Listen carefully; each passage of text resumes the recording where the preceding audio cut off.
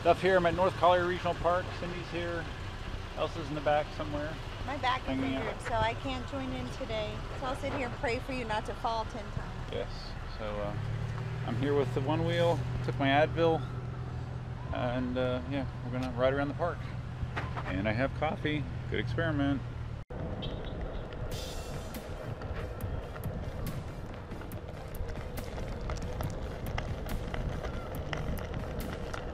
Fourth day of one wheel riding, and I'm drinking coffee and riding. Not possible on an EUC, at least for me. One thing with this side stance is my rear view mirror is pretty much ineffective. I can't really get it at an angle where I can see behind me. So just have to do it old school style.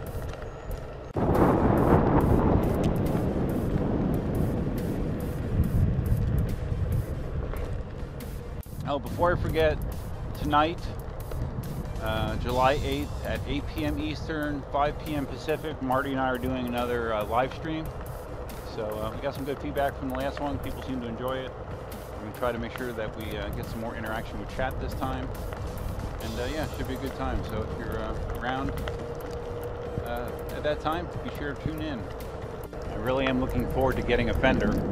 I have tons of little pieces of gravel and sand and whatever else flying up and pelting my legs. And since I have several layers of skin scraped off my calves already, it doesn't exactly feel good.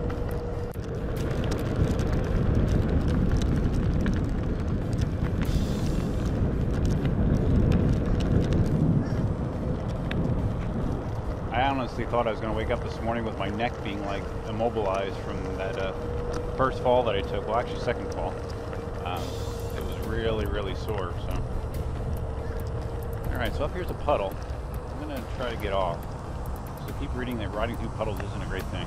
Seems kind of crazy, you know, because you see all this advertising for the one wheel. You know, the people just riding it in all kinds of conditions, including like riding through ocean. Yet I've read and I've heard from multiple people that, you know, just running through a puddle could potentially cause some water issue, even though these cases are supposed to be pretty watertight, the electronics from what I understand, but I'd rather be safe than sorry at this point. I tried to do a hop off, get off there, and it didn't go so well, but I didn't drop my coffee, so it couldn't have been that bad. I think my issue with the dismount is, you know, you're supposed to basically have the board still when you do it. But then what happens is when you lift your heel, it changes your center of balance, tips it to the back. So it seems like once that happens, the board starts to roll backwards, and because it's rolling backwards slightly, it doesn't acknowledge the foot pad disconnect. So it's, I don't know, it just must be more technique, but it is frustrating. So other than those falls yesterday, which were, two of them involved stopping and one of them involved just doing a slow turn where I overleaned it.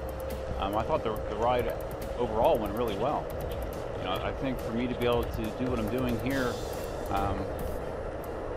with pretty limited time on the board is a testament to the ease that at least doing the basics on a one wheel offers somebody. There's the boardwalk. I will try that, but I want to finish drinking my coffee first before I do something like that. It is interesting some of the feedback I've been getting since I started posting the one-wheel content from some people that were one-wheel riders that are now considering EUCs, and EUC riders that are now considering one-wheel. So yeah, I think it's kind of cool. I can tell you it's definitely a different experience for than an EUC. Definitely different. More engaging, slower, but I'm hoping that once I get more comfortable, I'll have nearly the same degree of control that I have on an EUC.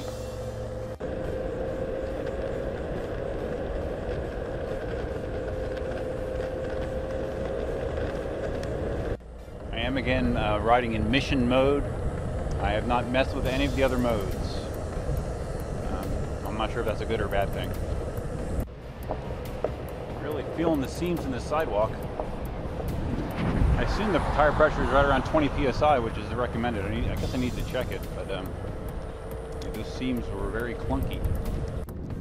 Still fighting with those on and off ramps on the sidewalk. Just getting ready for that quick S that's going to happen when you hit those uneven surfaces. I mean, if you're ready for it, it's okay, but it definitely happens to me every time. All right, finished my coffee, so I'm gonna loop around and head back for the boardwalk. I'm 0 for 2 for, well, 1 for 3 with doing trying to do conventional get-offs.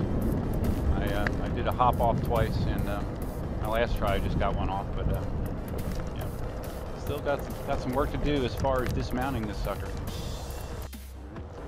Just did a slow and tight 180 there, and it was shaky, but I didn't fall off and smack my head, so we'll call that progress.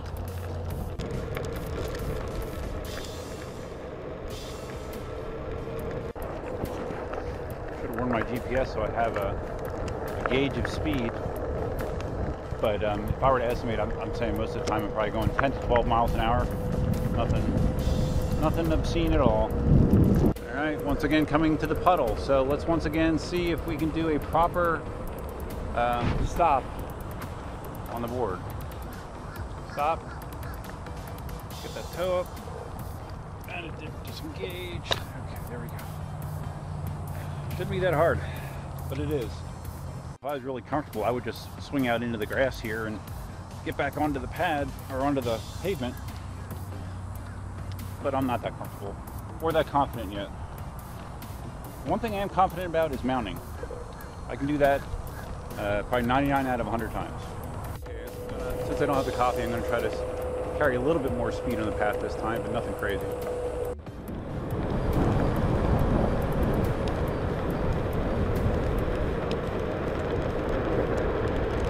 Alright, feeling pretty good here.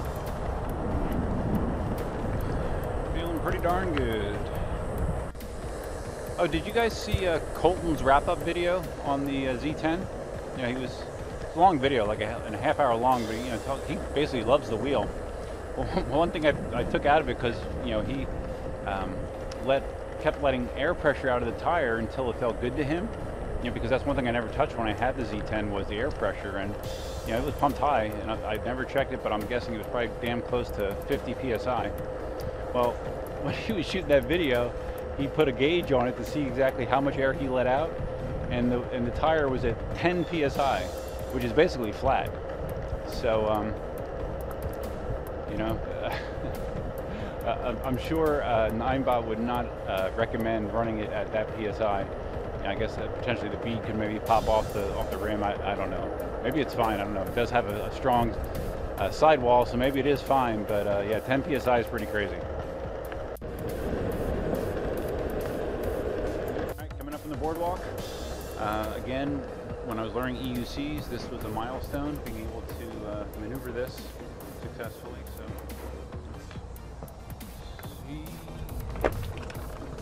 let's see how it goes. I can tell you right now, this first section feels very bumpy. Yeah, speaking of tire pressure, I think that, I don't know, I might need to let a couple pounds out of this thing. I feel like I'm in one of those vibrating exercise machines from the 50s. The women used to like put a strap around their waist and get shaken around, and that somehow is supposed to help their figure. That's what it feels like kind of right now.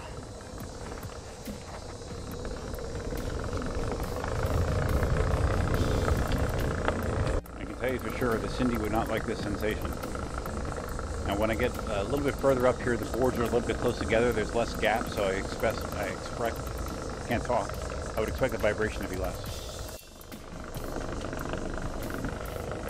Okay, yeah, right here it's a little better.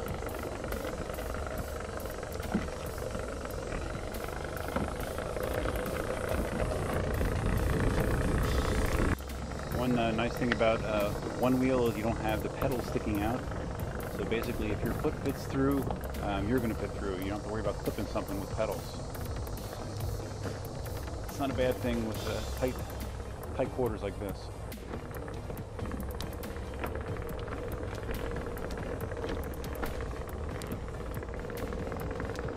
Got some pretty good inside and outside turns here. Definitely getting better at it. Not good. Not anywhere close to good. If serviceable, I would say. I'd say my control is serviceable at this point. All right, at the edge of this boardwalk, there is a little bit of a hump that I'm going to attempt to just take with the one wheel. Wish me luck. All right, a little shaky, but held it together. Big crowd at the water park today. Not surprising, since it's supposed to be, you know, 95 degrees and humid. Okay, a challenge.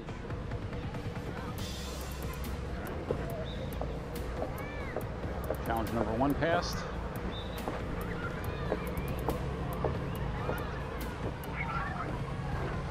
Two for 2.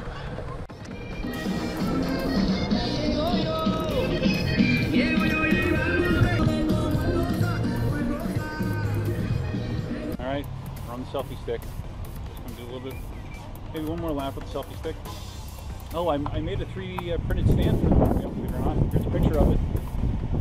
I have to do some durability testing for it, but at least initially it does seem to work. Pretty cool.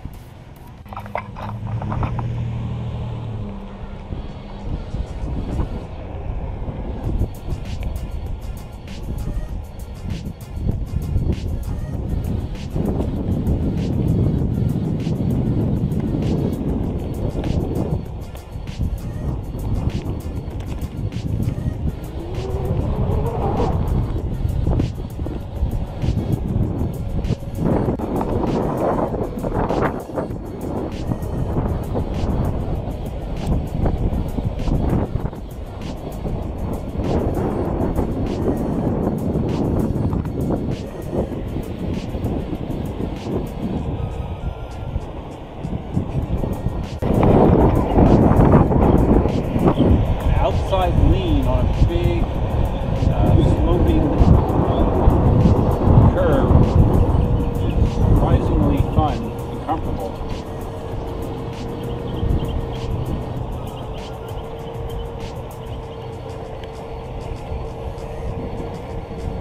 And I'm not leaning nearly as much as a real skateboarder would, so that feels good.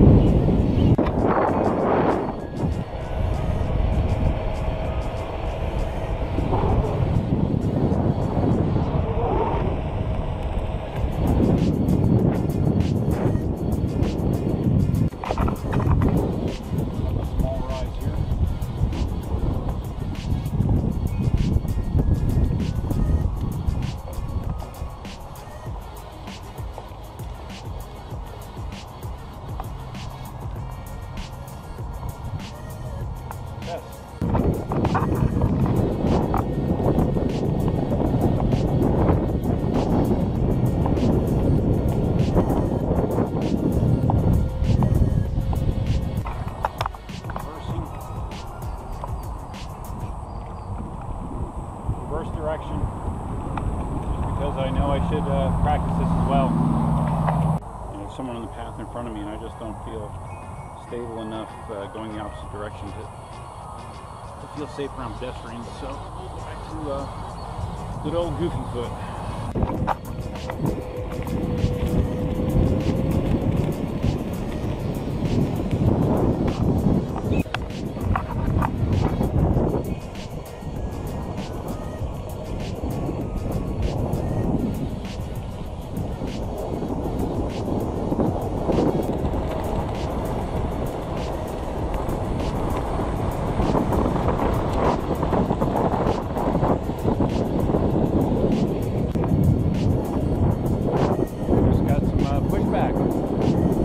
Getting comfortable if I'm going fast enough to get the pushback.